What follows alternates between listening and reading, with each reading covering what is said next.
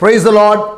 உங்களோடு கூட மறுபடியுமாக இன்னொரு டீச்சிங் சீரீஸில் வருவது எனக்கு பெரிய ஒரு சந்தோஷம். couple of weeks back, loving and living the scriptures, தேவனுடைய வசனத்தை, உயிர் நிறைந்த தேவனுடைய வார்த்தையை நேசிப்பதும் உன்னத வாழ்க்கை வாழ்வதும் என்ற தலைப்பிலே 6 நாட்கள் நான் உங்களுக்கு போதனை கொடுத்தேன். அதில் அநேகர் நீங்கள் ஆசீர்வதிக்கப்பட்டதை வெளிப்படுத்தினீர்கள். கர்த்தர் உங்களை ஆசீர்வதிப்பாராக. வேதத்தை வாசிக்கிறதான ஒரு ஆசை, விருப்பம், அர்ப்பணம், ஒழுக்கம் இதெல்லாம் உங்களுக்கு கொஞ்சம் கொஞ்சமாக வளர்ந்து கொண்டே வரும். ஆசை வந்திருக்க வேண்டும், ஆனால் அந்த அர்ப்பணமும் வந்திருக்க வேண்டும். ஆனால் அந்த ஒழுக்கம், பழக்கம் ஆகிய காரியங்கள் இப்பொழுது தொடர்ந்து நீங்கள் வளர்த்து கொள்ள வேண்டும். வேத வசனத்தை நன்றாக வாசிக்கிற பழக்கம். இனி நீங்கள் வேதத்தை வாசிக்க ஆரம்பித்து விட்டபடியினாலே இப்பொழுது உங்களுக்கு தேவனுடைய நோக்கத்தை குறித்து நான் பேச விரும்புகிறேன். அநேக வசனங்களை வைத்து I will give you a lot of scriptures and I'm going to talk about the purpose driven life. God created each and every one of us and he created us with a very clear purpose. தேவன் ஒவ்வொருவரையும் படைத்து ஒவ்வொருவருக்கும் ஒரு விசேஷ நோக்கத்தை வைத்திருக்கிறார். ஒட்டுமொத்தமாக முழு மனுக்குலத்திற்கும் தேவன் வைத்திருக்கிறதான நோக்கம். See, the creator knows the purpose. ஒரு பொருளை ஒருவர் தயாரிக்கிறார் என்றால், if someone is inventing a product, he knows the purpose behind that invention or that produce. ஒரு ப்ராடக்டை ஒருவர் தயாரித்தால் அந்த தயாரித்த கம்பெனி, அந்த ஓனருக்கு அதனுடைய நோக்கம் தெரியும். அதே போல நம்முடைய வாழ்க்கையின் நோக்கத்தை நாம் புரிந்து கொள்ள, to understand our life's purpose, we must come to our creator. நாமாக யூகித்து நமக்கென்று ஒரு வாழ்க்கையின் நோக்கத்தை வைத்துக் கொள்வது எவ்வளவுதான் நாம் உலகத்தின் பார்வையிலே வெற்றி என்று ஒரு நிலையை அடைந்தாலும், உண்மையா வாழ்க்கையில் வெற்றி அடைந்தோமா என்ற கேள்வியை நீங்கள் கேட்டால் நிச்சயமாக இல்லை. அல்டிமேட்லி ஆஃப்டர் அவர் லைஃப், வாழ்க்கையின் முடிவுக்கு பிறகு நித்தியம் என்று ஒன்று இருக்கிறது. நம்மை உண்டாக்கின தேவனிடத்திலே நாம் நம்முடைய வாழ்க்கைக்கு கணக்கு ஒப்புவிக்கிற ஒரு வேலை ஒன்று உண்டு. We have a day of reckoning, a day of judgment. Everyone who have lived on planet earth will have to appear before the judgment seat of Christ. And there are 2 judgments. One judgment has to do with whether we accepted Jesus or not. Another judgment is the believer's judgment, where we should be accountable to God for everything we did on earth. நம்முடைய வாழ்க்கைக்கு அவர் கொடுத்த தாளந்துகள், அவர் கொடுத்த நேரம், அவர் கொடுத்ததான பொக்கிஷம், time, treasure, talent ஆகிய காரியங்களை வைத்து என்ன செய்தோம், அவருடைய நோக்கத்தை நிறைவேற்றினோமா என்ற காரியங்களுக்கெல்லாம் கணக்கு ஒப்புவிக்கிற ஒரு வேலை ஒன்று உண்டு. இதெல்லாம் கரெக்டாக நம்ம செய்ய வேண்டும் என்றால், நம்முடைய வாழ்க்கையை வெற்றியாக வாழ்ந்து முடிக்க வேண்டும் என்றால், listen to me very carefully. ரொம்ப சிம்பிளா இதை நீங்கள் புரிந்து கொள்ள ட்ரை பண்ணுங்க. You must become the person God wants you to be, and you must do the thing that God wants you to do. ரொம்ப சிம்பிள். நீங்க போட்டு குழப்பிக்கிடாதீங்க. நீங்கள் உங்களை உண்டாக்கின தேவன் உங்களை யாராக இருக்க அழைத்திருக்கிறாரோ அதில் ஒரு தெளிவு வந்துவிடட்டும். நீங்கள் என்ன செய்ய வேண்டும் என்று அவர் விரும்புகிறார், அதை நீங்கள் செய்து முடிக்கணும். இது 2 நீங்க வாழ்க்கையில செய்து விட்டால், you have truly lived the purpose of God in your life. உங்கள் வாழ்க்கையிலே நீங்கள் தேவன் உங்களுக்கு வைத்ததான நோக்கத்தை நிறைவேற்றி விட்டீர்கள். வாழ்வின் நோக்கம் தெரியாமலேயே வாழ்ந்து, அதை புரிந்து கொள்ளாமலேயே வாழ்ந்து மரித்து போகிறவர்கள் ஏராளம். வாழ்வின் கிரியேட்டரையே அறிந்து கொள்ளாமல் மரித்து போகிறவர்கள் ஏராளம். ஒரு புள்ளி விவரம் சொல்லுகிறது, ஒவ்வொரு ஆண்டும் 5 கோடி மக்கள் இயேசுவை அறியாமல் மரித்து போகிறார்களாம். Every year 51 million people die without knowing Christ. They go to Christless eternity. ஒரு நாளைக்கு 1,43,000 பேர் மரித்து போகிறார்கள். வாழ்க்கையில் நம்மை உண்டாக்கின தேவனையே, நம்முடைய கிரியேட்டரையே அறிந்து கொள்ளாமல் மரிக்கிறது பெரிய ஒரு இழப்பு. நித்தியத்தில் நாம் அவரோடு கூட இருக்க வேண்டும் என்றால் நாம் அந்த நோக்கத்தை முதலாவது அறிந்து கொள்ள வேண்டும். நம்மை உண்டாக்கினவரை அறிந்து கொள்ள வேண்டும். இரண்டாவது, நம்முடைய வாழ்க்கை அர்த்தமுள்ள வாழ்க்கையாக இருக்க வேண்டும் என்றால் நித்தியத்திலே நாம் தேவன் எந்த ஓட்டத்திற்காக நம்மை அழைத்தாரோ அந்த ஓட்டத்தை ஓடி முடித்து பலனை பெற்றுக்கொள்வதற்காக நாம் ஓட வேண்டும். அவர் பிலீஃப் அண்ட் அவர் behaviour both are important. What we believe and what we don't believe will determine which side of or which part of eternity we will be in. நாம் யாரை விசுவாசிக்கிறோம் விசுவாசிக்கவில்லை என்பதை வைத்துதான் நித்தியத்தில் நாம் எந்த பகுதியில் இருக்க போகிறோம் என்பது நிர்ணயமாகிறது. ஆனால் நம்முடைய வாழ்க்கையில் என்ன செய்கிறோம் என்பதை வைத்துத்தான் அந்த நித்தியத்தில் நம்முடைய பலனானது நிர்ணயம் ஆகிறது. ரட்சிப்பு என்பது தேவன் கொடுக்கிற ஒரு ஈவு. Salvation is a gift from God. நீங்கள் எதுவும் செய்ய வேண்டாம். அவரை அறிந்து கொண்டால் ஏற்றுக்கொண்டால் போதுமானது. ஆனால் அதற்கு பிறகு உங்களுடைய வாழ்க்கையானது அவருடைய நோக்கத்தை மையமாக வைத்து இருக்க வேண்டும். யாரையும் போல நீங்கள் இருக்க வேண்டிய அவசியம் இல்லை. You don't have to compete and be like anyone. God has a unique, tailor-made purpose for you and you must discover that. You must discover that. You must develop that and then you must fulfill that destiny that God has ordained for you. இந்த தொடரில், in this series, we will help you from the scriptures to understand the general purpose of God. உலகத்தில் பிறந்த எந்த மனுஷனுக்கும் 5 நோக்கங்களை தேவன் வைத்திருக்கிறார் என்று நீங்கள் வேதம் முழுவதும் வாசிக்கும் பொழுது அதை நீங்கள் புரிந்து கொள்ளலாம். As you read the scriptures, you can discover that God has 5 clear purpose for every human being who is created on planet earth. உலகத்திலே உண்டாக்கப்பட்ட எல்லா மனுஷனுக்கும் தேவன் வைத்திருக்கிறதான 5 நோக்கங்கள். இதை பொதுவான நோக்கங்கள் என்று சொல்லலாம். We can say that these are the general purposes of God. Everyone. 5 தெளிவாக புரிந்து கொள்ளக்கூடிய நோக்கங்கள். இந்த 5 நோக்கங்களை நான் உங்களுக்கு 5 செஷனில் நான் எடுக்க போகிறேன். இது முதலாவது இன்ட்ரோடக்டரி செஷன். முன்னுரையாக உங்களுக்கு இந்த பாடத்திற்குள்ளே போவதற்கு முன்னதாக அறிமுகமாக நான் உங்களோடு கூட பேச விரும்புகிறேன். இந்த போதனையானது நானாக தயாரித்தது கிடையாது. பர்பஸ் ட்ரிவன் லைஃப் என்ற ஒரு புஸ்தகத்தை ரிக் வாரன் என்று சொல்லக்கூடிய ஒரு அருமையான தேவனுடைய ஊழியர், ஒரு பேப்டிஸ்ட் சபையினுடைய போதகர், அமெரிக்கா ஐக்கிய தேசத்தில், அவர் ஒரு புத்தகத்தை ஒரு 20 ஆண்டுகளுக்கு முன்பாக, ஏறத்தாழ approximately 20 years ago, he wrote this very popular book. ஒரு 10 ஆண்டுகளுக்குள்ளாக, அவர் அந்த புத்தகத்தை எழுதி வெளியிட்ட 10 ஆண்டுகளுக்குள்ளாக அது 3 கோடிக்கும் அதிகமான புத்தகங்கள் மக்கள் வாங்கி வாசித்திருக்கிறார்கள். More than 30 million books were sold. Purpose driven life. நோக்கத்தினால் வழிநடத்தப்படும் வாழ்க்கை. இந்த புத்தகத்தை தமிழிலே மொழிபெயர்க்கிறதற்கு ஆண்டவர் எனக்கு கிருபை கொடுத்தார். The Lord gave me grace to translate this book into Tamil.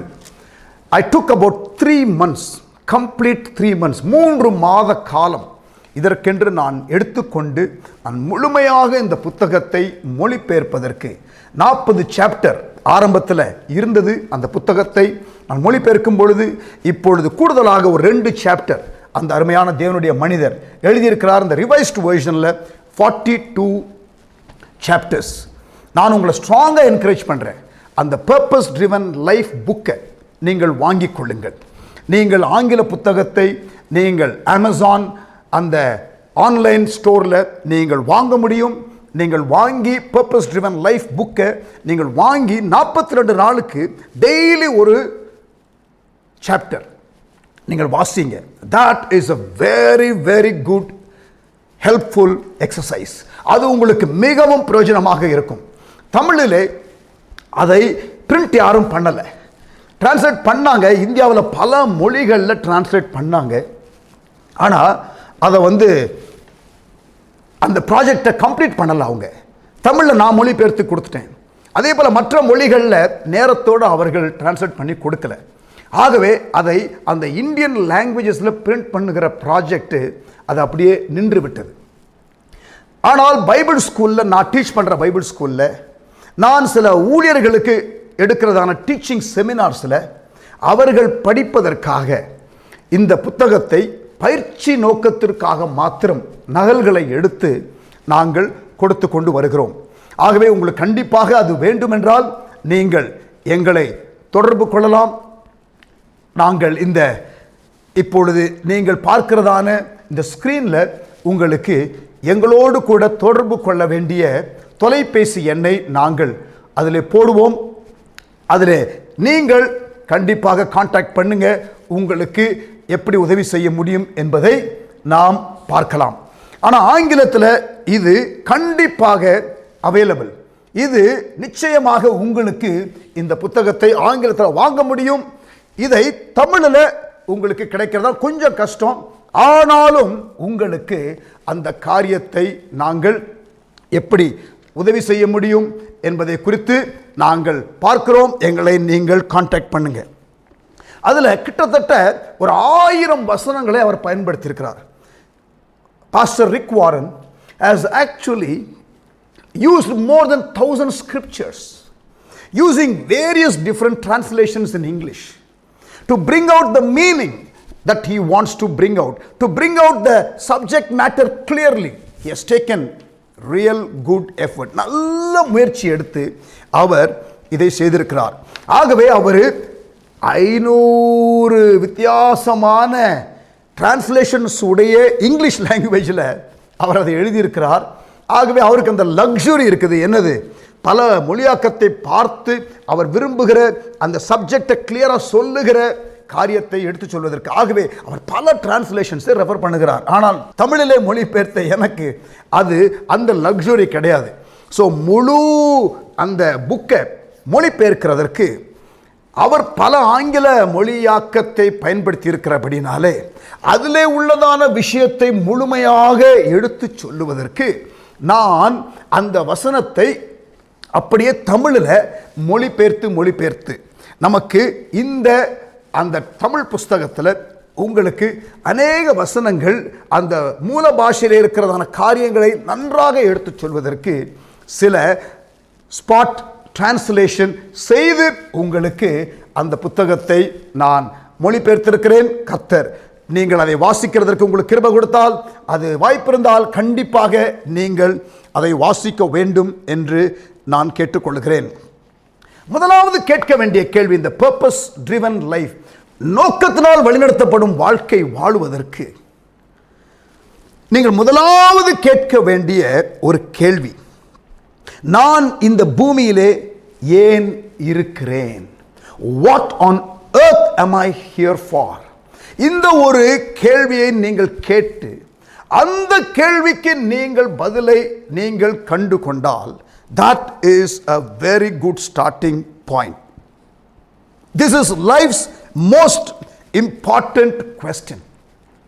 Knowing the answer for this important question will reduce your stress. Knowing the answer for this important question will simplify your decisions. Knowing the answer for this important question will increase your satisfaction.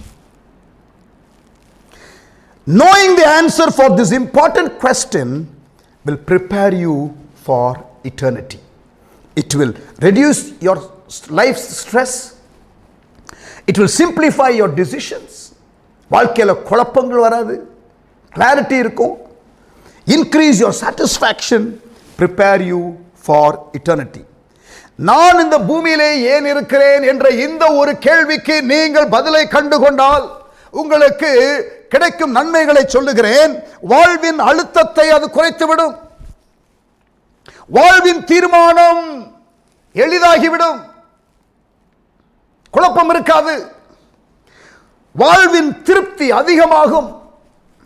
நித்தியத்திற்கு நம்மை ஆயத்தப்படுத்தும். And that is why answering this very important question becomes very, very, very, very critical and crucial. நல்லா கவனிங்க. அப்போஸ்தலனாகிய பவுல் ரட்சிக்கப்படும் பொழுது அவன் கேட்கிற 2 கேள்விகள்.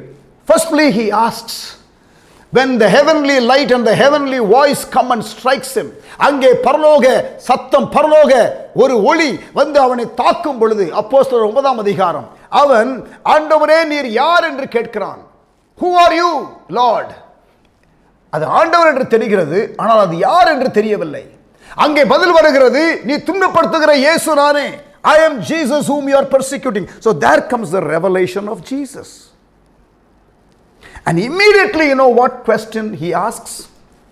அடுத்தவன் கேட்கிற கேள்வி என்ன தெரியுமா? Lord, what would you have me to do? ஆண்டவரே நான் என்ன செய்ய சித்தமாய் இருக்கிறீர்? Wonderful. 2 கேள்விகள் அவன் கேட்கிறான் பாருங்க. ஒன்னு, who are you? இரண்டாவது, what would you have me to do? முதல் கேள்வி, ஆண்டவரே நீர் யார்? இரண்டாவது, நான் என்ன செய்ய சித்தமாய் இருக்கிறீர்? ஒவ்வொருவரும் தேவன் யார் என்று வாழ்க்கையில் அறிந்து கொள்ள வேண்டும். இரண்டாவது, வாழ்க்கையிலே எதற்காக தேவன் நம்மை கரம் பிடித்தார், எதற்காக அழைத்தார், என்ன முகாந்திரத்தை வைத்திருக்கிறார் என்பதை தெளிவாக அறிந்து கொள்ள வேண்டியது மிக மிக மிக மிக அவசியம். வாழ்க்கையில் இந்த நாட்களில் நமக்கு ஆயுசு நாட்கள் 70 என்று வேதம் சொல்லுகிறது. பலத்தின் மிகுதினால 80 என்று சொல்லுகிறது. அதற்கு மேலே வாழுகிறவர்கள் வெகு சிலர். யோசிச்சு பாருங்களேன், லைஃப்ல 70 வருஷம் அப்படின்னா எத்தனை நாள் தெரியுமா? 25,000 நாள், அப்ராக்சிமேட்லி 25,000 டேஸ். நம்ம வாழ்க்கையே நல்லா வாழ்ந்தாலே 25,000 நாள் தான். அதில் ஒரு 40-42 நாள் எடுத்துக்கொண்டு வாழ்க்கையின் நோக்கம் என்ன என்பதை படித்து புரிந்து கொள்வதற்கு எடுக்கிறது எவ்வளவு ஞானமான காரியம், யோசிச்சு பாருங்கள். ஆகவே இந்த புத்தகம் உங்களுக்கு கிடைக்குமானால் கண்டிப்பாக இதை வாசியுங்கள். அல்லது இந்த டீச்சிங் இருக்கிறதே, இந்த 6 நாள் டீச்சிங், இதை மறுபடியும் மறுபடியும் மறுபடியும், இது உங்களுக்கு யூடியூப்ல, இது உங்களுக்கு சோஷியல் மீடியாவில், இது டிஜிட்டல் ஃபார்மேட்டில் உங்களுக்கு அவைலபிளாக இருக்கிறதுனால please go through this again and again and again and again. நான் சொல்லுகிற வசனங்களை குறித்துக் கொள்ளுங்கள். நான் இப்போ டீச் பண்ணும்பொழுது ஒருவேளை அந்த வசனத்தை எடுத்து நீங்கள் தியானிக்கிறதற்கு நேரம் இருக்காது. But please would you go back to the scriptures? நீங்கள் வசனத்தை திருப்பி எடுத்து ஏன் அதை நீங்கள் தியானிக்க கூடாது? மிக முக்கியமான ஒரு subject matter. Spending 40 days to discover life's purpose is not at all a stupid idea. Definitely a worthwhile investment of time. And please don't just read this book. If you happen to get a book to read, don't just read it. சும்மா அப்படியே வேகமாக வாசிச்சு விட்டுறாதீங்க. அந்த புக்கை நீங்கள் அப்படியே ஆழ்ந்து ஸ்டடி பண்ணுங்க. Interact, think, reflect. நீங்கள் நல்லா அதை அண்டர்லைன் பண்ணி நீங்கள் அடிகோடிட்டு நன்றாக அந்த சப்ஜெக்ட் மேட்டரை புரிந்து கொள்ளுங்க. நீங்கள் கண்டிப்பாக ஆசீர்வதிக்கப்படுங்க. இங்கிலீஷில் அது ஒரு சாப்டர் சுமார் 10 பக்கம். எவ்வளோ நேரம் ஆகிருப்போது? மிஞ்சி போனால் ஒரு 20 மினிட்ஸ் ஆகும் நன்றாக நீங்கள் படிப்பதற்கு. எடுத்துக்கொண்டு ஒரு 40-42 நாள். சில பப்ளிகேஷன் 40 சாப்டர், லேட்டஸ்ட் வெர்ஷன் உங்களுக்கு 42 சாப்டர் அதில் இருக்கிறது. அந்த புஸ்தகத்தில் ஆரம்பத்தில் ரிக் வாரன் அவர்கள் he makes a very powerful statement. You know what is the statement?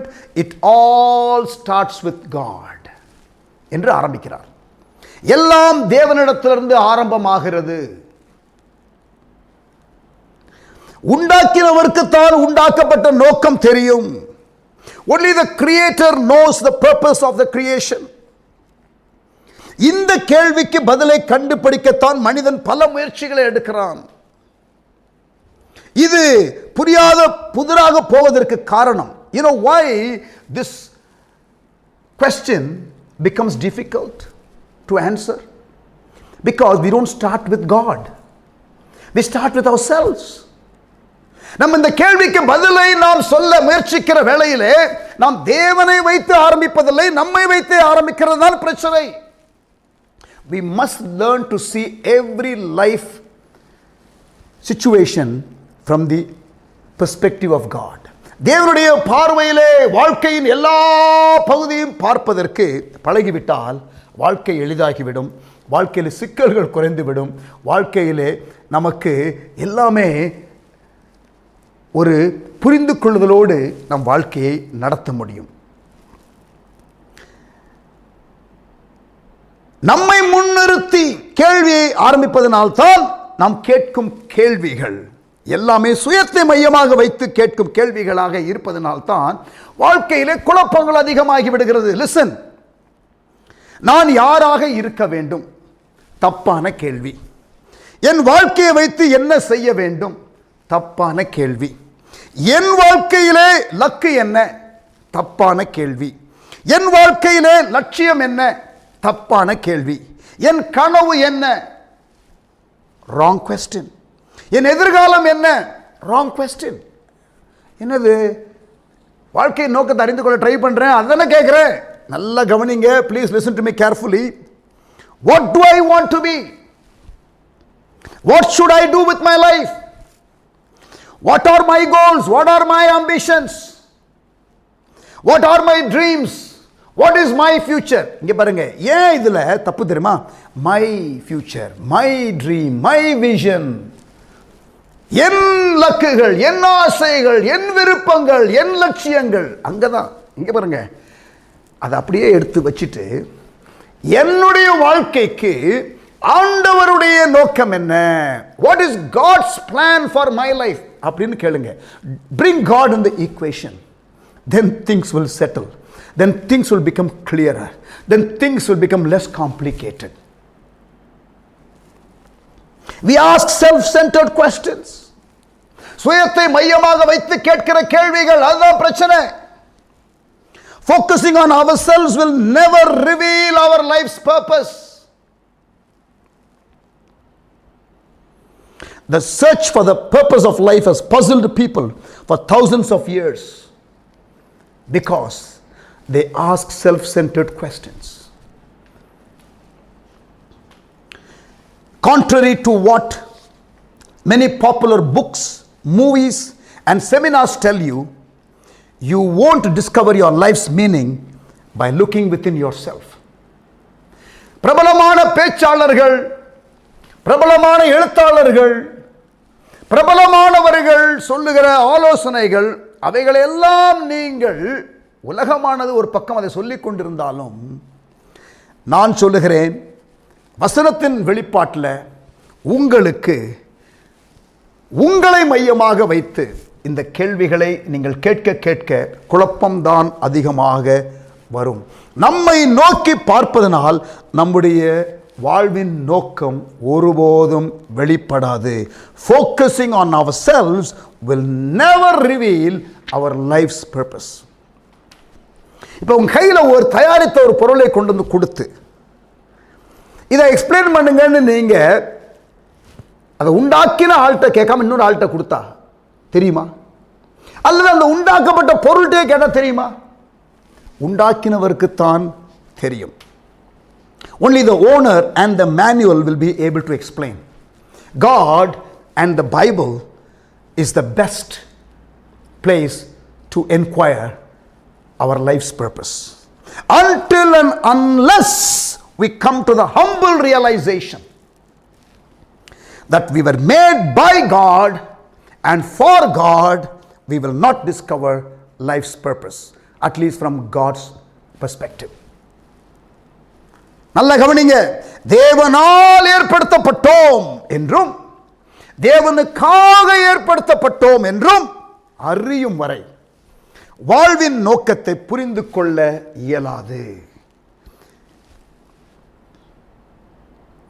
It is only in God that we discover our origin, our identity, our meaning, our purpose, our significance, and our destiny. In God. That is the important phrase. It is in God that we discover all these things. வாழ்வின் ஆரம்பம், வாழ்வின் அர்த்தம், வாழ்வின் நோக்கம், வாழ்வின் முகாந்திரம், முக்கியத்துவம், வாழ்வின் எல்லை, இவைகளை எல்லாம் தேவனிடத்திலிருந்து தான் பெற்றுக்கொள்ள முடியும். தேவனிடத்திலிருந்து தான் பெற்றுக்கொள்ள முடியும். இந்த புஸ்தகம் நோக்கத்தினால் வழிநடத்தப்படும் வாழ்க்கை என்ற இந்த புத்தகம் அல்லது இந்த தொடர் போதனைகள், it is not going to help you succeed life based on world's standards. இந்த நாங்கள் கொடுக்கிற இந்த போதனை அல்லது இந்த புத்தகம் உங்களை உலகத்திலே காணப்படுகிறதான அளவுகோலை வைத்து உங்களை வெற்றியின் பாதையிலே கொண்டு போய் நிறுத்தும் என்று நாங்கள் சொல்லவில்லை. ஆனால் நித்தியத்தின் கண்ணோட்டத்தில் தேவனுடைய பார்வையில் நீங்கள் உங்களுடைய வாழ்க்கை நோக்கத்தை ஓடி முடிக்க இந்த போதனை உங்களுக்கு உதவி செய்யும். நித்தியத்தில் நீங்கள் மகிழ்ச்சியாக இருப்பீர்கள். தேவனோடு கூட உங்களுக்கென்று வைக்கப்பட்டிருக்கிற பலனை பெற்றுக்கொள்வதற்கு இது உங்களை ஆயத்தப்படுத்தும். This book will help you. This teaching will help you to become the person God wants you to be. And it will also help you do the thing that God wants you to do. And ultimately we are all waiting for the approval of God upon our life. Well done, good and faithful servant என்று ஆண்டவர் சொல்லுகிற அந்த வார்த்தை, நல்லது உண்மையை முத்தமுள்ள ஊழியக்காரனே என்று ஆண்டவர் நம்மை மெச்சிக்கொள்ளுகிற அந்த வேளைக்கு நாம் வர வேண்டும். அதற்காகத்தான் நம்முடைய வாழ்க்கையை நாம் ஓட வேண்டும். That is biblical success. What is biblical success? Become the person God wants you to become. Do the thing that God wants you to do. And end of the day, seek God's approval and His endorsement for life, which will bring reward in eternity. வேதாகமத்தின்படி வெற்றிக்கான விளக்கம் என்ன? உலகத்திலே வெற்றிக்கான விளக்கம் என்ன? பணம், பதவி, சௌகரியம், டைட்டில், ஆனர். இங்கே பாருங்க, அதை குறித்து நாம் இங்கே பேசவில்லை. We are not at all talking about that. கர்த்தர் உங்கள் பேரை பெருமைப்படுத்துவேன் என்று சொன்னால் பெருமைப்படுத்துவார், அது வேற. But that is not we run after. Goodness and grace will follow all the days of your life, but you are not chasing goodness and grace, you are chasing God.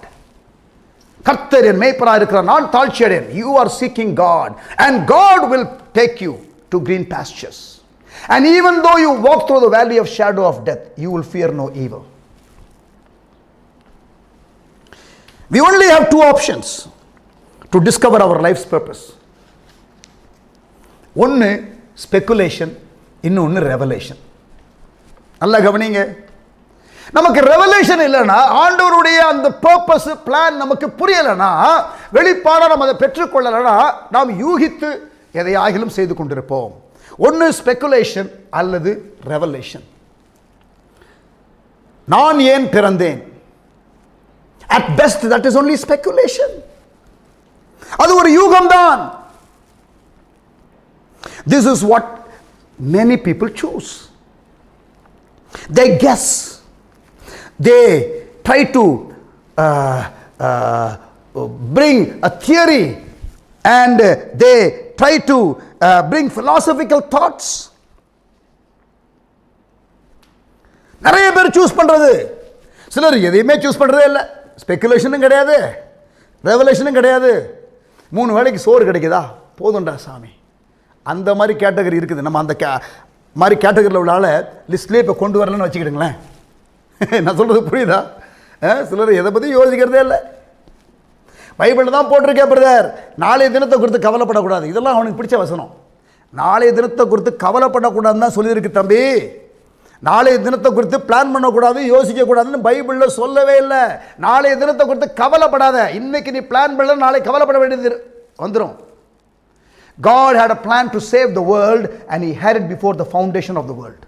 உலகத்தை ரட்சிக்க ஒரு திட்டத்தை தேவன் வைத்திருந்தார். உலக தோற்றத்துக்கு முன்பதாக வைத்திருந்தார். ஆண்டவர் எல்லாவற்றையும் நேர்த்தியாக செய்கிற தேவன். God wants us to plan. God wants us to understand. God wants us to receive revelation. இந்த ஸ்பெகுலேஷன் ஒரு realm இருக்கு. அதுல தான் நிறைய பேர் விழுந்துடுறாங்க. But thankfully, fortunately, there is an alternative to speculation. It's revelation. வெளிப்பாடு. Easiest way to discover is to ask the Creator. Search in His Word. அவருடைய அந்த நமக்கு கொடுத்திருக்கிற வேத புத்தகத்தை ஆழ்ந்து படிப்பதனாலே கண்டுகொள்ள முடியும். அதைத்தான் செய்ய போகிறோம் இந்த போதனை தொடர்ல. God has not left us in the dark. Praise God for that. He does not want us to wonder and keep guessing. He has made it clear in His Word. He has revealed His 5 purposes for our lives through the Bible. நல்ல கவனிங்க, ஒரு காரியத்தை இங்கே சொல்கிறேன். Doctor Hugh மூர்ஹெட் என்ற ஒரு philosophy professor north அமெரிக்காவில் இருக்கிற நார்த் ஈஸ்டர்ன் இல்லினாய்ஸ் யூனிவர்சிட்டியில் அவர் ஒரு பேராசிரியராக இருக்கிறார். அவர் ஒரு முறை உலகம் எங்கிலும் உள்ள அவருடைய friends, best known philosophers, scientists, writers, intellectuals in the world, எல்லாருக்கும் புத்தி கூர்மை உள்ளதான விஞ்ஞானிகள், தத்துவவாதிகள், எழுத்தாளர்கள் எல்லாருக்கும் ஒரு 250 பேருக்கு அவர் எழுதி அவர் கேட்ட கேள்வி என்ன தெரியுமா? What is the meaning of life? வாழ்க்கையின் அர்த்தம் என்ன சொல்ல முடியுமா அப்படின்னு இந்த பிலாசபி ப்ரொஃபசர், பெரிய பல்கலைக்கழகத்தின் அந்த மூத்த பேராசிரியர் எல்லாருக்கும் 250 பேர் கடிதம் எழுதி கேட்டாராம். அவருடைய பதிலை வைத்து இவர் ஒரு புஸ்தகத்தை எழுதுகிறார். Studying their response, he writes a book. And in his book, he says, some offered their best guesses. Some admitted that they just made up a purpose for life. And others were honest enough to say they were clueless. அவர் சொல்றாரு, நிறைய பேர் நான் இந்த கேள்வியை கேட்டதுக்கு அப்புறம் தான் யோசிச்சிருக்கிறாங்க, வாழ்க்கையின் நோக்கம் என்று ஒன்று இருக்கிறதா, அது என்ன என்று அப்பொழுதுதான் யோசித்தேன் என்று சொல்லுகிறார்கள். சிலர் சொல்லுகிறார்கள், நான் இதைத்தான் வாழ்க்கையின் நோக்கமாக இருக்கும் என்று யூகிக்கிறேன் என்று சொல்லியிருக்கிறார்கள். இன்னும் சிலர் எனக்கு வாழ்க்கையில் நோக்கம்ங்கிறது என்னென்ன தெரியலன்னு ஒத்துக்கிட்டாங்க அப்படின்னு அவர் புத்தகத்தில் எழுதுறார். In fact, he says a number of famous intellectuals asked Professor Moorhead to write back and tell them if he discovered the purpose of life. ஐயா, எங்கிட்ட கேள்வி கேட்டீங்க தெரியலையா, உங்களுக்கு தெரிஞ்சதுன்னா கண்டுபிடிச்சிங்கன்னா எங்களுக்கு பதில் எழுதுங்க ஐயான்னு சொல்லிட்டாங்களாம். எபேசியர் 1 அதிகாரம் 11 வசனம், Ephesians chapter 1 verse 11. ஆங்கிலத்தில் த மெசேஜ் பைபிள் என்று ஒரு நல்ல ஒரு easy to understand descriptive Bible verse, நன்றாக விளக்கி சொல்லுகிற ஒரு பைபிள் வசனம், ஒரு மொழியாக்கம். அது இப்படியாக சொல்லுகிறது, it is in Christ that we find out who we are and what we are living for. Long before we first heard of Christ and got our hopes up, He had His eye on us, had designs on us for glorious living. Part of the overall purpose He is working out in everything and everyone. தமது சித்தத்தின் ஆலோசனைக்கு தக்கதாக, தமிழ்ல சொல்றேன் கவனிங்க, எபேசியர் 1:11, தமது சித்தத்தின் ஆலோசனைக்கு தக்கதாக எல்லாவற்றையும் நடப்பிக்கிற அவருடைய தீர்மானத்தின்படியே நாங்கள் முன்குறிக்கப்பட்டு கிறிஸ்துவுக்குள் அவருடைய சுதந்திரமாகும்படி தெரிந்து கொள்ளப்பட்டோம். முன்குறிக்கப்பட்டு. From this scripture we understand, we discover our identity and purpose through a relationship with Jesus Christ.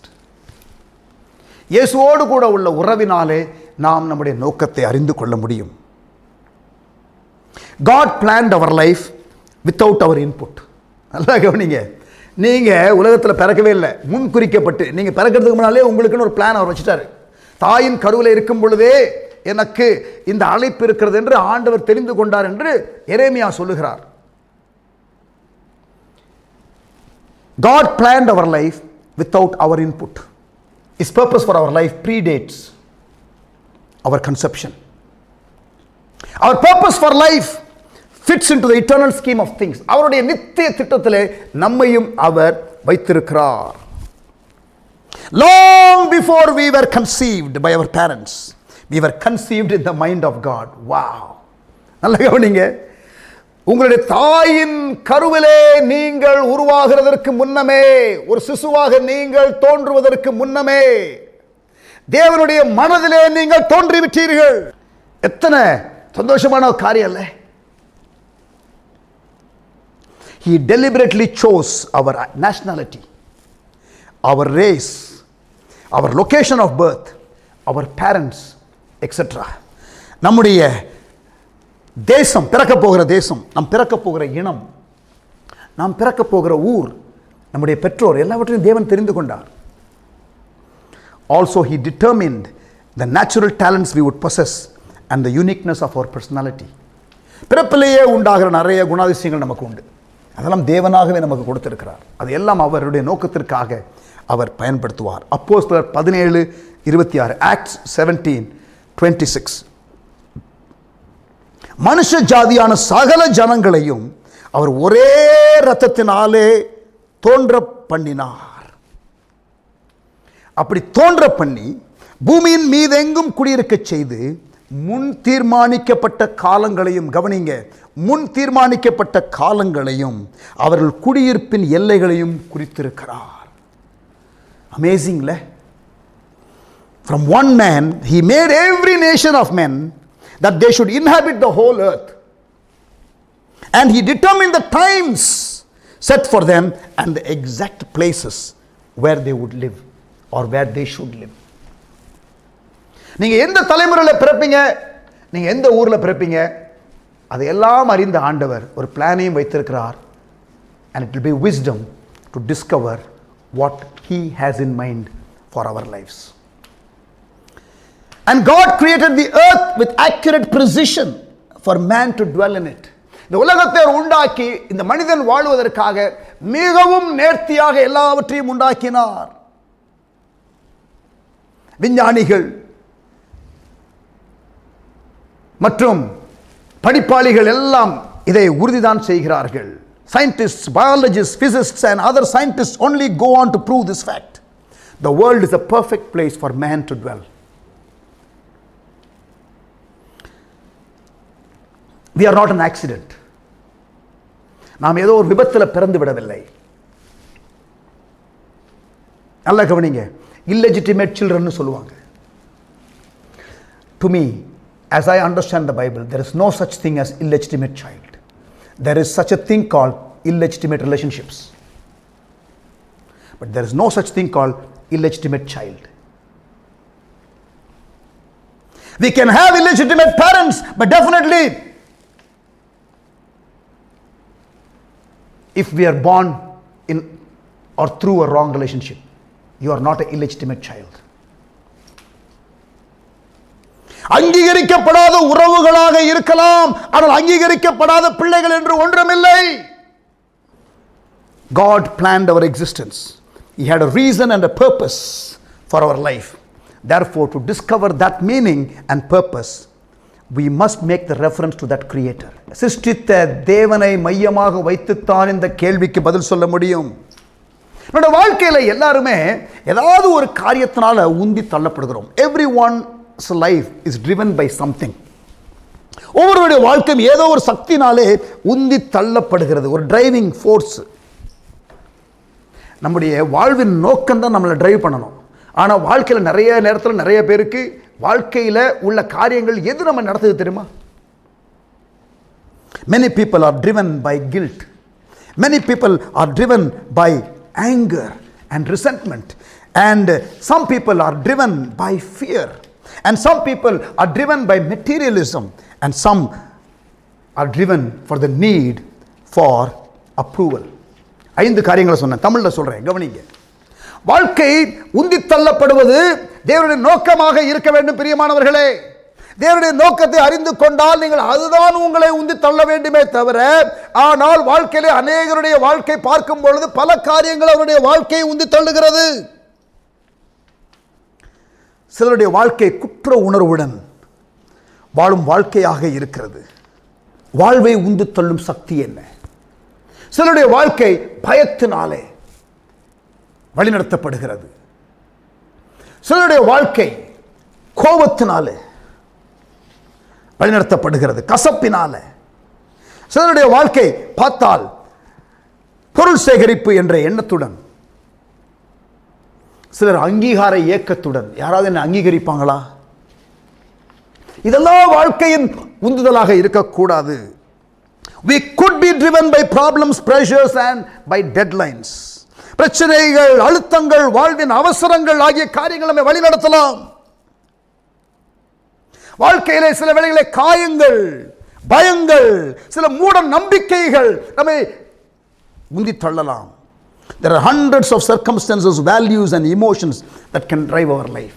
வாழ்க்கையில நூற்றுக்கணக்கான காரணங்களினாலே வாழ்க்கை நடத்தப்படுகிறது. இன்றைக்கு ஒவ்வொருடைய வாழ்க்கையும் பார்த்தால், அப்படியே ஒவ்வொரு வாழ்க்கையை நீங்கள் அப்படியே படித்து பார்த்தால், அப்படியே ஆழ்ந்து நீங்கள் யோசித்து பார்த்தால், என்ன ஓடுறாங்க, எதுக்காக ஓடுறாங்க, எது அவர்களை உந்து தள்ளுகிறது என்று நீங்கள் கொஞ்சம் பேசி பார்த்தா ஒவ்வொருவரும் ஒவ்வொரு காரியத்தை சொல்லுவார்கள். குற்ற உணர்வுடன் வாழும் வாழ்க்கை. They spend their entire life, that life is driven by guilt, running from regrets and hiding their shame. They allow their past to control their future. அவருடைய கடந்த கால காரியங்கள் அதுவே குற்ற உணர்வு. ஏதோ ஒரு சம்பவம் நடந்து விட்டு தப்பு செய்து விட்டார்கள், குற்றத்திலேயே தவறிலேயே மூழ்கி கிடக்கிற ஒரு வாழ்க்கை, முடங்கி போகிறது வாழ்க்கை. மன்னிக்கிற தேவன் இருக்கிறார். Rise up and walk, settle accounts with God. ஆதியாகமம் 4ஆம் அதிகாரம் 12ஆம் வசனம். காயினை குறித்து நாம் வாசிக்கிறோம். Cain sinned and his guilt disconnected him from God's presence. Coin பாவம் செய்து தேவனோடு கூட உள்ள உறவிலிருந்து அவன் துண்டிக்கப்பட்டான். அவனுடைய குற்ற உணர்வு அவரை வாட்டுகிறது. ஆண்டவர் அவனை பார்த்து சொல்லுகிறார், நீ பூமியிலே நிலையற்ற அலைகிறவனாய் இருப்பாய். That describes most people today, wandering through life without a purpose. இன்றைக்கு அநேகர் அப்படித்தான் இருக்கிறார்கள். இரண்டாவது, வாழ்க்கையிலே நமக்கு கசப்பு, கோபம், அது நம்மை வழிநடத்துகிறது. காயங்கள், யாராவது நம்மளை காயப்படுத்தியிருப்பாங்க. முதல்ல கில்ட்டு, நாமே தப்புன்னு இருப்போம், நம்மையே மன்னிக்க மாட்டோம். சிலர் மற்றவங்களை மன்னிக்க மாட்டாங்க. யாரோ ஒருத்தர் செஞ்ச தப்பையே நினச்சிக்கிட்டு இருப்பாங்க. அவன் எனக்கு இப்படி செஞ்சுட்டான், பழி வாங்கணும். பிரதர், சிஸ்டர், வேண்டாம். பைபிளில் பாருங்க, move on in your life. They hold on to hurts and never get over them. Instead of releasing their pain through forgiveness, they rehearse it over and over in their minds. Bad events do happen in life. வாழ்க்கையிலே காயங்கள் ஏற்படுவது சகஜம். காயங்களை ஆற்றுகிற ஆண்டவரிடத்திலே வர பழகுங்கள். மன்னிக்கிற தேவனிடத்திலே வர பழகுங்கள். குற்றத்திலும், குற்ற உணர்விலும், கோபத்திலும், பிடிவாதத்திலும், மூர்க்கத்திலும், பழிவாங்குகிற எண்ணத்திலும் வேண்டாம். That is not going to take you anywhere in God. யோசேப்பு சகோதரர்கள் எல்லாம் குழியில போட்டாங்க. எவ்வளவு காயம் இருந்திருக்கும். அவனுக்கு ஒரு குழந்தை பிறக்கிறது. முதல் குழந்தை பேர் மனாசே. மனாசே என்றால் என்ன அர்த்தம் தெரியுமா? The Lord has helped me to forget. ஏற்பட்ட வாழ்க்கையின் எல்லா காயங்களையும் மறக்க கர்த்தர் உதவி செய்தார். அடுத்துதான் எப்ராயிம் பிறக்கிறான். எப்ராயிம் என்றால் ஆசீர்வாதம், நன்மை. இங்கே பாருங்க, காயங்கள் ஆற்றப்பட்டால் தான் ஆசீர்வாதங்கள் வரும். மனாசே பிறந்த பிறகுதான் எப்ராயிம் பிறந்தான். Bitterness must go for blessings to come. குற்ற உணர்வினால் வழிநடத்தப்படுகிற வாழ்க்கை வேண்டாம். கோபத்தினால, பழிவாங்குகிற எண்ணத்தினால, கசப்பினால வேண்டாம். மூன்றாவது பயம், ஃபியர். ஃபியர், எல்லாவற்றுக்கும் ஒரு பயம். வாழ்க்கையில ஆண்டவர் வச்சிருக்கிற நோக்கத்தை நிறைவேற்றவே மாட்டாங்க. That will cripple you. Fear will paralyze you. Fear-driven people miss great opportunities in life. They never venture into anything new. They avoid risks and become too careful. இங்கே பாருங்க, நான் சோஷியல் மீடியாவில் 34 வருஷம் ஊழியம் செய்கிறேன். 35 வருஷமாக ரட்சிக்கப்பட்டு ஆகிறது. இது வரைக்கும் நான் வந்ததில்லை. ஒரு விதத்தில் இதெல்லாம் எதுக்கு ரிஸ்க்கு அப்படின்னு சொன்ன ஆளு தான். ஆனால் இப்போ அதெல்லாம் ஓவர் கம் பண்ணி தான் நிற்கிறவங்க முன்னால். இப்போ பயந்துக்கிட்டே இருந்தா இப்போ இந்த ஊழியத்தை நான் செய்ய முடியாது. இப்பொழுது நீங்கள் ஆசீர்வதிக்கப்படுகிறீர்கள், இதை நான் செய்ய முடியாது. Fear is opposite of faith. You will never step into faith. Faith pleases God. Fear is a self-imposed prison that will keep you from becoming the person God wants you to become, and will stop you from doing what God wants you to do. You must move against it with the weapons of faith and love. விசுவாசம், அன்பு என்ற 2 தேவன் கொடுத்ததான ஆயுதம் இருக்கிறது. அதை வைத்து பயத்தை மேற்கொள்ள வேண்டும். எத்தனை பேர் இதை கேட்டுக்கொண்டிருக்கிறவர்கள் பயத்தோடு தேவன் உங்களுக்கு வைத்திருக்கிற பொட்டன்ஷியல் நீங்க ஃபுல்ஃபில் பண்ணாம இருக்கிறீங்க தெரியுமா? தேவன் உங்களை விடுவிப்பாராக. May the Lord release you. May the Lord set you free from every kind of bondage and fear and self-imposed prison. Can you break those barriers and come out? God help you. ஆண்டவர் உங்களுக்கு உதவி செய்வாராக. அந்த கதவு யாரும் உங்களை சிறைக்குள்ளே அடைக்கவில்லை. நீங்களாக ஒரு சிறையை ஏற்படுத்தி செல்ஃப் இம்போஸ் பிரிசன் இருக்கிறீர்கள். Jesus came to remove fear. பயப்படாதே, பயப்படாதே, பயப்படாதே, பயப்படாதே என்று இயேசு எத்தனை முறை சொன்னார். இயேசு பிறக்கிறதுக்கு முன்னாடி தேவதூதர்கள் இயேசுடைய பிறப்பை முன்னிட்டு பேசுகிற செய்தியிலே சொன்னார்கள். இயேசு உயிர்த்தெழுந்த பிறகு மறுபடியும் வந்து பயப்படாதே என்று சொன்னார். பூமியில இருக்கும் பொழுது பயப்படாதே, பயப்படாதே, பயப்படாதே என்று சொன்னார். தம்பி, தங்கச்சி, அம்மா, அப்பா, பெரியவர்கள் கவனிங்க. சகோதரனே, சகோதரியே, பயம் உங்களை முன்னேற விடாது. பயம். Do not be driven by fear. Do not be driven by guilt. Do not be driven by anger or resentment. நாலாவதாக, people are driven by materialism. பொருள் சேகரிப்பு என்ற எண்ணத்துடன் வழிநடத்தப்படும் வாழ்க்கை. வாழ்க்கையில் பொக்கிஷம் சேர்த்து வைக்கிறதே பெரிய லக்கு. இது வேணும், அது வேணும், இது சம்பாதிக்கணும், அது சம்பாதிக்கணும். ஒரு வீடு பத்தாது, 2 வீடு, 3 வீடு, 4 வீடு, ஒரு காரு, 2 காரு, 3 காரு, வசதி வாய்ப்பு. கவனிங்க பிரதர், கர்த்தர் உங்களை ஆசீர்வதிப்பார். நான் சொல்கிறது புரியுதா? கர்த்தர் உங்களை ஆசீர்வதிக்கிறவர் தான். ஆனால் உங்கள் கண்ணு ஆசீர்வாதத்து மேலே போயிருச்சோ? ஆண்டவர் மேல இருக்க வேண்டிய பார்வை, ஆண்டவர் தான் ஆசீர்வதிச்சார் சொல்லிட்டு தான் இருக்கிறீங்க. ஆனா பிரியமானவர்களே, கேட்கிறேன், are you setting your mind on God and is your life driven by God or materialism? I'm not against you having materials. I'm not against you being rich and filthy rich. Being rich and being filthy rich is not sin. Having abundance is not sin. But if your mind is on the abundance and if your mind is not on God, then I'm challenging you today. Set your mind on God. Let God lead you. Their concept is having more and more in life, and they think having more will make them happy. Let me tell you friends, it's a myth. Many rich people commit suicide. நிறைய பணக்காரங்க தற்கொலை பண்றாங்க. Many rich people are unsatisfied in life. வாழ்க்கையில் எல்லாவற்றையும் பார்த்து Solomon சொல்றான், எல்லாம் மாயை, எல்லாம் மாயை, எல்லாம் மாயை. Vanity, vanity, vanity. Money, wealth, possessions should never be your security. Your relationship with God is your security. I'm a child of God. I'm created in His image. He has a plan for my life. He wants to use me. இதுதாங்க. மற்ற எல்லா காரியங்களும் இருந்தால் என்ன, இல்லாட்டி என்ன? இருந்தால் ஸ்தோத்திரம், இல்லாவிட்டாலும் ஸ்தோத்திரம். driven by materialism, பொருட்களை சேகரிக்கும் ஆசை. ஹார்டாக ஒர்க் பண்ணக்கூடாதுன்னு சொல்லலை, சம்பாதிக்கக்கூடாதுன்னு சொல்லலை. சம்பாதிக்கிற திறமை இருந்தால் ஆண்டு உங்களுக்கு அந்த கிருபை இன்னும் கூட்டி கொடுப்பாராக. Praise God. But don't set your mind on that. Don't be driven by that. Many people are driven by the need for approval, recognition. யாராவது பாராட்டிக்கிட்டே இருக்கணும், யாராவது பாராட்டிக்கிட்டே இருக்கணும். These people allow others' expectation to govern their lives. அப்படின்னா யார் நம்மளை பாராட்டுவான்னு பார்த்து பார்த்து அவங்க பாராட்டுக்கு தகுந்த மாதிரியே வாழ்க்கையை வைத்துக் கொள்வாங்க. ஐயோ, எவ்வளவு மோசமான வாழ்க்கை அது.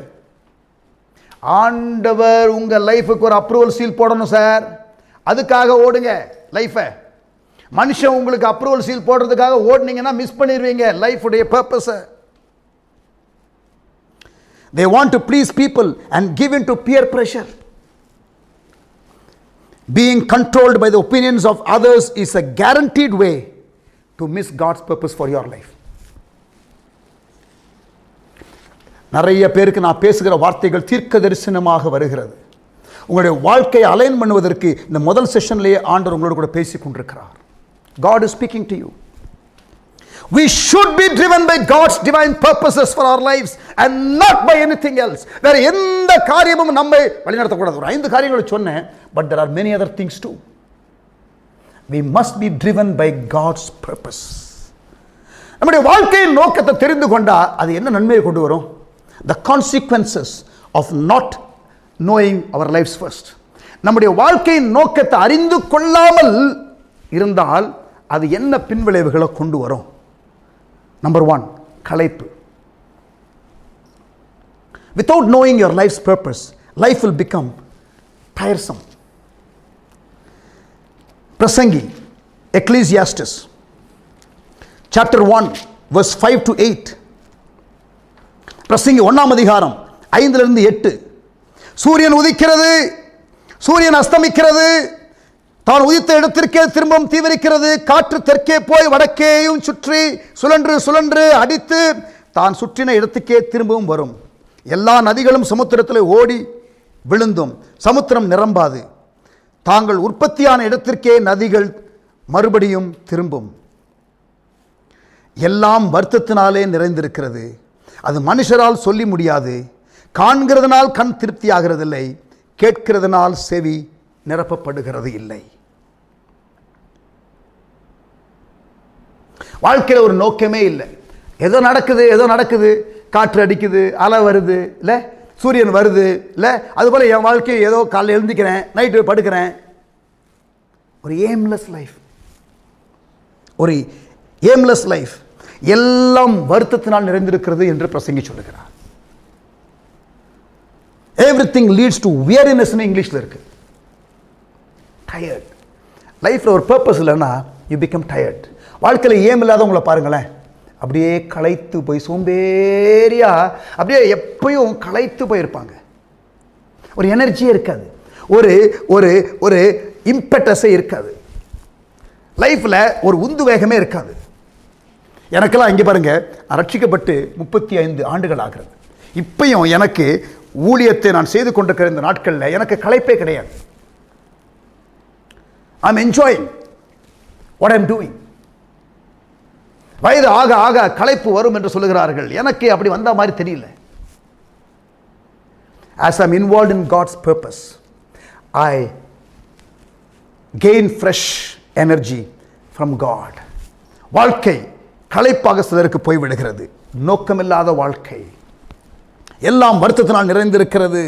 Number 2, without knowing life's purpose, life will seem unfulfilling. First, it becomes tiresome. Second, ஒரு unsatisfied ஒரு லைஃப். களைப்பு முதலாவது, ரெண்டாவது திருப்தியின்மை. தொடர்ந்து வாசிக்கிறேன் பாருங்க. முன் இருந்ததே இனிமேலும் இருக்கும், முன் செய்யப்பட்டதே பின்னும் செய்யப்படும், சூரியனுக்கு கீழே நூதனமானது ஒன்றும் இல்லை. அதாவது ஒரு திருப்தியே இருக்காது, அதே காரியம் ரிப்பீட் ஆகிட்டே இருக்கும். பிரசங்கி 1:5-9 வசனங்களை நாம் இதுவரைக்கும் வாசிச்சிருக்கிறோம். மூன்றாவது, without knowing your life's purpose life will become or life will seem uncontrollable. கட்டுப்படுத்த முடியாத ஒரு நிலை, ஒரு பிரேக் இல்லாத வண்டின்னு வச்சுக்கிட்டுங்களேன். ஏன்னா உங்களுக்கு லைஃப்ல எதுவுமே ஒரு கைடிங், ஒரு அந்த பாராமீட்டர்ஸே இல்லையே. அது வாட்டுக்கு லைஃப் ஓடிட்டு இருக்கு. 15ஆம் வசனம், கோணலானதை நேராக்க கூடாது, குறைவானதை எண்ணி முடியாது. அப்படியே தாறுமாறா போகும் life. You can't straighten out what is crooked. You can't count things that aren't there. Since there is no purpose, you'll be driven by every circumstances. இழுத்த இழுப்புக்கெல்லாம் நீங்கள் விட்டு கொடுத்துருவீங்க. உங்களுக்குன்னு ஒரு கைடிங் பேராமீட்டர்ஸ் இல்லை. Without knowing life's purpose, your life will become tired, unsatisfied and uncontrollable. Why do you want that? Why do you want that? ஆனால் அதற்கு மாறாக லைஃபுடைய பர்பஸ் உங்களுக்கு தெரிஞ்சிச்சுன்னா, கவனிங்க, லைஃபுடைய பர்பஸ் உங்களுக்கு தெரிஞ்சதுன்னா, the benefits of knowing God's purpose for our lives. வேகமாக நான் உங்களுக்கு ஒரு 5 காரியங்களை சொல்லுகிறேன். நேரம் ஓடிக்கொண்டிருக்கிறது. தேவனுடைய நோக்கத்தை அறிந்து கொள்வதனால் உண்டாகும் நன்மைகள். அடுத்த 5 செஷன்ல 5 பர்பஸ் பார்க்க போகிறோம். இது introductory session. This is the first session. I am trying to explain to you the importance of discovering life's purpose. வாழ்க்கையின் நோக்கத்தை புரிந்து கொள்வதன் அவசியத்தை நான் வலியுறுத்தி பேசிக் கொண்டிருக்கிறேன். நம்பர் 1, வாழ்க்கையின் அர்த்தத்தை தெரிந்து கொள்கிறதுனாலே உண்டாகும் நன்மைகள். வாழ்விற்கு அர்த்தம் உண்டாகும். Knowing your life's purpose gives meaning to your life. Number 2, knowing your life's purpose simplifies your life. வாழ்க்கை எளிதாகிறது. தேவையில்லாத காம்ப்ளிகேஷன்லாம் ரிமூவ் ஆகிறது. Number 1, knowing your life purpose gives meaning to your life. வாழ்விற்கு அர்த்தம். இரண்டாவது, வாழ்க்கை எளிதாகிறது. மூன்றாவது, knowing your life's purpose focuses your life. வாழ்க்கை நோக்கத்திற்கு நேராக ஒருங்கிணைக்கப்படுகிறது. நம்பர் 4, வாழ்க்கையின் நோக்கம் உங்களுக்கு உண்டாயிருக்கும் பொழுது it motivates you. ஒரு உந்து வேகத்தை அது தரும். knowing your life's purpose motivates your life. வாழ்க்கையின் நோக்கத்தை நீங்கள் அறிந்து கொள்ளும் பொழுது ஒரு உந்து வேகத்தை அது கொண்டு வரும். Number 5, knowing your life's purpose prepares you for eternity. நித்தியத்திற்காக உங்களை ஆயத்தப்படுத்தும். 5 காரியங்களை சொன்னேன். வாழ்விற்கு அர்த்தம். knowing your life purpose gives meaning to your life. Without God, life has no purpose, and without purpose, life has no meaning. And without meaning, life has no significance or hope. வாழ்வின் பெரிய துக்கம் மரணம் அல்ல. Listen carefully. The greatest tragedy of life is not death, but life without purpose. வாழ்வின் பெரிய துக்கம் மரணம் அல்ல, நோக்கமில்லாத வாழ்க்கை. Hopelessness and lack of significance comes and hits life as there is no God in their life. வாழ்க்கையில் தேவனை மையமாக வைத்து வாழாததினாலே நம்பிக்கையில்லா தன்மை, நம்பிக்கையில்லா நிலை, அர்த்தமற்ற நிலை எல்லாம் வருகிறது. Christ in us, the hope of glory. கிறிஸ்து நமக்குள் மகிமையின் நம்பிக்கை. வாழ்க்கையின் நோக்கம் தெரிந்திருக்கும் போது இரண்டாவது, நமக்கு வாழ்க்கை எளிதாகிறது. It defines what you do and what you don't. வாழ்க்கையில் நோக்கம் தெரியும் பொழுது எதை செய்யலாம் எதை செய்யக்கூடாது தெளிவாக இருக்கு. Without purpose you have no foundation on which you base decisions. Allocate your time and use your resources.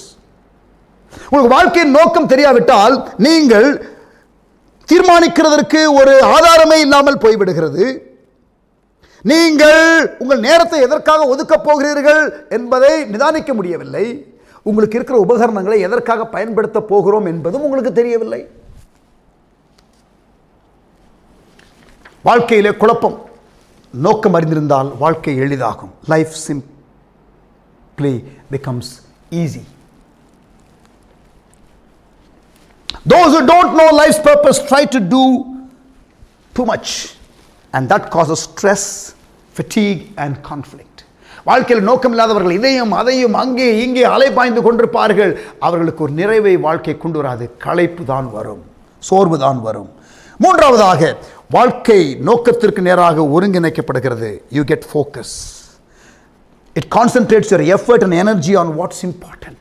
முக்கியமானதை கவனம் செலுத்துவதற்கு நீங்கள் ஆரம்பிக்கிறீர்கள். சத்துவத்தை அதற்கு நேராக நீங்கள் திசை திருப்புகிறீர்கள். You become effective by being selective. You become effective by being selective. நீங்கள் எதை தெரிந்தெடுக்கலாம், எதை தெரிந்தெடுக்க கூடாது என்ற நிதானம் உங்களுக்கு உண்டாகிறது. It's human nature to get distracted by minor issues without a clear purpose. You will keep changing directions, you'll keep changing jobs, you'll keep changing relationships, you'll keep changing churches, thinking that changing the external will actually set you up for something good. But actually it is not external, it's what is happening inside.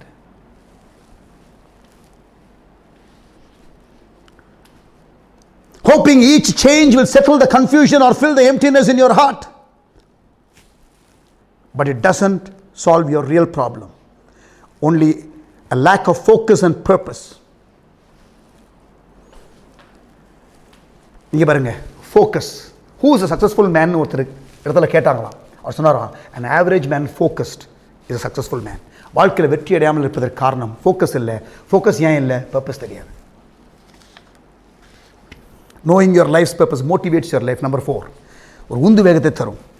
Purpose always produces passion. எனக்கு வாழ்க்கையில் இந்த தரிசனம், பீகார் தரிசனம், சென்னை தரிசனம், தமிழ்நாடு தரிசனம், 20-30 vision, இதெல்லாம் எனக்கு it gives me energy. உள்ளுணர்வு வரும், பேரார்வம் வரும். Nothing energizes like a clear purpose. Lack of purpose makes us passive. Lack of purpose makes us lazy. Lack of purpose makes us non-committed.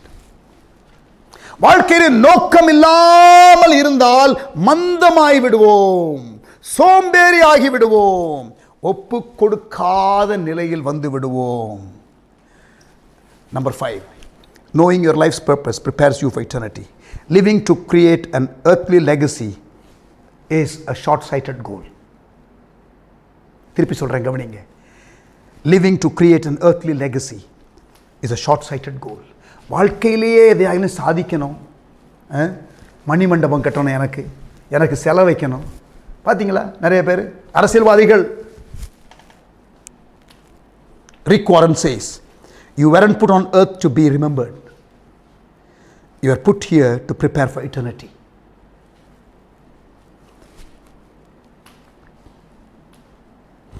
நீங்கள் பூமியிலே நினைவு கூறப்பட, செத்ததுக்கு அப்புறம் எல்லாரும் நினைவு கூறணும்னு சொல்லி எதையாவது செய்யணும். பிரதர், நித்தியத்தில் நீங்க ஆண்டவர் முன்பாக நிற்கணும், கணக்கு கர்த்தர் கேட்பாரு, அதுக்காக ஆயத்தப்படுங்க brother. When we stand before God, before entering eternity, all of us need to answer the 2 basic questions. What did you do with my son Jesus? The Father will ask. That will settle your salvation question. That will settle which part of eternity you will spend. Second, he will ask, what did you do with the life I gave you? All human beings are created to live for eternity. எல்லா மனுஷரும் நித்தியமாய் வாழ்வதற்காக அழைக்கப்பட்டிருக்கிறோம். நல்லா கவனிங்க. இந்த பூமியின் வாழ்க்கை கொஞ்ச நாள்ல முடிஞ்சிடும், மரணம் என்று ஒன்று வரும். ஆனால் நித்தியமாக நீங்கள் வாழப்போகிறீர்கள். நரகமா மோட்சமா என்பது நிர்ணயம் பண்ணுகிற வேலை. இதை கேட்டுக்கொண்டிருக்கிற அருமையான சகோதரனே, சகோதரியே, இதுவரைக்கும் நீ மரித்த பின் நீ நரகமா மோட்சமா என்ற தெளிவு இல்லாமல் இருந்தால், இன்றைக்கு உனக்கு சொல்லுகிறேன், இயேசுவை நீ நம்புவதும் விசுவாசிப்பதும் உன்னை நித்திய கரையிலே சேர்க்கும். போகிற கதிக்கு, நல்ல கதிக்கு போவீங்க. நீங்கள் மோட்சத்திற்கு போக வேண்டும் என்றால் இயேசு சொன்னார், நானே வழி, சத்தியம், ஜீவன், என்னாலே அல்லாமல் ஒருவனும் பிதாவினிடத்திலே வரான். I am the way, the truth and the life. No one comes to the Father except through me. Jesus finished everything that needs to be done for our salvation. He died on the cross. சிலுவையிலே மரித்தார். Your relationship to God on earth will determine your relationship to him in eternity. இங்கே இயேசுவை நீங்கள் ஏற்றுக்கொள்வதும் ஏற்றுக்கொள்ளாததும் படைத்த தேவனோடு கூட உள்ள உறவை புதுப்பிக்கிறதும் இல்லாமல் போகிறதும் ஆன காரியம். அந்த உறவு இல்லாத நிலையிலே நீங்கள் நித்திய மோட்சத்திற்கு வர முடியாது. உங்களை படைத்த தேவனோடு கூட நல்லுறவிலே சேர்க்கிறவர் இயேசு. அடுத்து நான் ஒரு 5 செஷன் பேச போகிறேன், life's purpose. But if you have not settled, if you are not settled with this basic question, whether you are a child of God or not, that needs to be settled in this first session. இதுவரைக்கும் நான் இயேசுவுக்கே வாழ்க்கையை கொடுக்கல பிரியமானவர்களே. as you are listening, I am not too sure if you have given your heart to Jesus, and if you have not given your heart to Jesus and to fully embrace him as your savior and accept him as the Son of God, as a mediator between you and the Creator God, then today I challenge you to take that decision. Say, Jesus, I don't deserve and I'm disconnected with God. Jesus, would you forgive my sins? இயேசுவே என் பாவத்தை மன்னியும், நீர்தான் ஜீவனுள்ள தேவனுடைய குமாரனாகிய கிறிஸ்து, உம்மை ஏற்றுக்கொள்கிறேன் என்று சொன்ன உடனே நீங்கள் தேவனுடைய பிள்ளைகள் ஆவீர்கள். Your relationship to God on earth will determine your relationship to him in eternity. If you learn to love and trust God's Son Jesus, you'll be invited to spend the rest of eternity with him. If we reject God, we will live in a place for eternity without God. Without God. இதை ஒரே ஒரு காரியத்தை சொல்லி நான் முடிக்கிறேன். Life is a test and life is a trust. Life is a test, life is a trust. ஆண்டவர் உங்களுக்கு இந்த லைஃபை கொடுத்திருக்கிறாரு, but he will keep testing you. And he also has trusted you with some things in life. நல்லா கவனிங்க. Life's test, people test, pressure test, problem test, இதெல்லாம் வரும். Whether you are still hanging on to God. அப்புறம் time, treasure, talent, 3 ஆண்டவர் கொடுத்துருக்காரு. அது ஆண்டவர் நம்பி உங்களுக்கு கொடுத்த காரியங்கள். அதை வைத்து என்ன செய்வீர்கள்? You will have all these things in life. வாழ்க்கையில் இங்கே பாருங்க, life will be a bed of rose. You accept Jesus, everything will be fine. No, I'm not saying that. You will be secure of your eternity. That's what we are saying. உங்கள் நித்தியம் சேஃபாக இருக்கும், அதை தான் சொல்லுகிறோம். Life is a test. God tested Adam and Eve in the garden. ஆண்டவர் ஆதாம் ஏவாளை சோதித்தார். God tested Abraham. God tested Jacob. Character is both revealed and developed by tests. And all of life's events are test. The whole life is a test actually. முழு வாழ்க்கையே ஒரு சோதனை பிரியமானவர்களே. நித்தியத்திற்காக நம்மை கரை சேர்ப்பதற்கு trust. God has given us time, treasure, talents. All these are given to us on the basis of stewardship. நம்ம உக்ரானக்காரர்கள் தான், ஓனர் கிடையாது. லைஃப்பில் எல்லாம் ஆண்டு கொடுத்த எல்லாம் அவருக்கு தான் சொந்தம். நம்ம உக்ரானக்காரர்கள் தான், ஸ்டூவர்ட்ஸ் தான். அதை எப்படி ஹேண்டில் பண்ணுறோங்கிறது very very important. Life is a temporary assignment. வாழ்க்கையில் பார்த்தீங்கன்னா லைஃப்பை குறித்து சொல்லப்பட்டிருக்கிறது. சங்கீதம் 90 நீங்கள் பார்த்தீங்கன்னா, Psalm 90, வாழ்க்கை எப்படிப்பட்டது என்று நிறைய வசனங்கள் அங்கே இருக்கிறது. காலையிலே முளைக்கிற புல்லுக்கு ஒப்பாக இருக்கிறது, மாலையிலே அறுப்புண்டு உலர்ந்து போகிற பூவுக்கு ஒப்பாக இருக்கிறது. புல்லுக்கு ஒப்பாக இருக்கிறது லைஃபு, பூவுக்கு ஒப்பாக இருக்கிறது. சங்கீதம் 95, சங்கீதம் 96, சங்கீதம் 102:3 புகைக்கு ஒப்பாக இருக்கிறது, ஸ்மோக். ஷேடோ நிழலுக்கு ஒப்பாக இருக்கிறது, சங்கீதம் 144:4. லைஃப் இஸ் ஷார்ட், 70 வயசு இல்லை 80 வயசு, சங்கீதம் 90:10. Life on earth is a temporary assignment. புல், பூ, நிழல், மேகம், புகை, these are the metaphors used in the Bible speaking of life. Never focus on temporary crowns. Paul was faithful, yet he ended in prison. John the Baptist was faithful, but he was beheaded. They were all successful people. Millions of faithful people in the world have been martyred. லட்சக்கணக்கான கோடிக்கணக்கான உண்மை கிறிஸ்தவர்கள் வாழ்க்கையிலே கடினமான சூழ்நிலை வழியாக போயிருக்கிறார்கள், இரத்த சாட்சியாய் மரித்திருக்கிறார்கள். End of earthly life is not the end. In God's eyes, the greatest heroes of faith are not those who achieve prosperity, success, and power in life, but those who treat this life as a temporary assignment and serve God faithfully, expecting their promised reward in eternity. ஆண்டவருடைய பார்வையில விசுவாச வீரர்கள் யாரு தெரியுமா? பெரிய பணக்காரன், பெரிய வெற்றி, உலக பார்வையில் வாழ்க்கையில பதவி, வாழ்க்கையில பவர், இதெல்லாம் வச்சிருக்கிறவன் ஆண்டவருடைய பார்வையில் வெற்றி உள்ளவனா? இல்லை இல்லை இல்லை. உண்மையாக ஓட்டத்தை ஓடி ஆண்டவர் விரும்புகிற நபராக இருந்து ஆண்டவர் சொல்லுகிற காரியத்தை செய்கிறவன் தான் ஆண்டவருடைய பார்வையில் வெற்றியுள்ளவன். ஒரு பழைய கதை ஒன்று கவனிங்க. An old story is often repeated of a retiring missionary coming home to America on the same boat as the President of the United States. America ஜனாதிபதி அந்த கப்பலில் வருகிறார். பல ஆண்டுகள் மிஷனரியாக ஒரு தீவிலே இருந்து, லைஃப் ஃபுல்லாக மிஷனரியாக இருந்து ரிட்டையர் ஆகி திரும்பி அமெரிக்கா வருகிறார். அதே போட்டில் அமெரிக்காவுடைய பிரசிடென்ட்டும் வர்றாரு. Cheering crowds, a military band, a red carpet, banners and the media welcome the president home. நல்ல கவனிங்க. சிகப்பு கம்பளி விரிப்பு, ராணுவ அந்த இசை வல்லுநர்கள் இசை வாசிக்கிறார்கள். cheering crowds, பெருங்கூட்டம் ஆரவாரத்தோடு பிரசிடென்ட்டை வரவேற்கிறது. பேனர் நிறைய இருக்கிறது, பிரசிடென்ட்டை வெல்கம் பண்றாங்க. ஆனா மிஷனரியோ அதே போட்லேருந்து இறங்கி யாரும் அவனை கவனிக்காமல் அப்படியே மெதுவாக போகிறார். He goes off the ship unnoticed. Feeling self-pity and resentment, he began complaining to God. அப்படியே சுய பரிதாபம், ஆண்டவரிடத்தில் ஆண்டவரே ஏன் என்று கேட்கிறான்.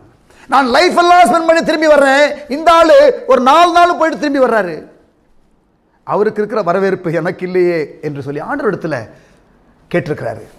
அதுக்கு ஆண்டவர் சொன்னாராம், but my child, you are not home yet.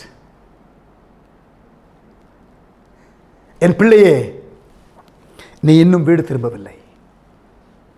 ஆண்டவருடைய பார்வையில் நம்ம நித்தியத்துக்கு போகும் பொழுதுதான் அது வீடு. And if you live a life that is approved by God, when you return home, hosts of angels will celebrate your life. அங்கே ஸ்தேவான் மரித்து அங்கே கல்லெறிந்து கொல்லப்பட்டான். பிதாவின் வலது பார்சத்தில் இயேசு வீற்றிருக்கிறார் என்று வேதம் சொல்லுகிறது. ஆனால் இந்த ஸ்தேவான் போகும் பொழுதோ இயேசு எழுந்திருந்தார் என்று வேதம் சொல்லுகிறது. Heaven will honor you when you live life to the fullest. நம்ம சபையினுடைய டேக்லைன் என்ன தெரியுமா? Harvest Church, live life to the fullest. You know what that means? Live your life's purpose. The reason for everything is the glory of God. வாழ்க்கையின் நோக்கமே என்ன தெரியுமா? தொகுதி சொல்லப்போனா the glory of God. பிதா மகிமைப்படணும், ஆண்டவர் மகிமைப்படணும். வாழ்க்கையில் ஆண்டவர் படைச்ச எல்லாமே அதனுடைய காரியத்தை செய்யும் பொழுது ஆண்டவர் மகிமைப்படுகிறார். இதை சொல்லி முடிக்கிறேன், கவனிங்க. Jesus at the end of his life, he said, Father, I have done what you have given me to do. பிதாவே, நீ எனக்கு கொடுத்ததை செய்து முடித்தேன். உலக தோற்றத்துக்கு முன்பாக எனக்கு இருந்த மகிமையை மறுபடியும் எனக்கு தாரும் என்று யோவான் 17ஆம் அதிகாரத்திலே கேட்கிறார்.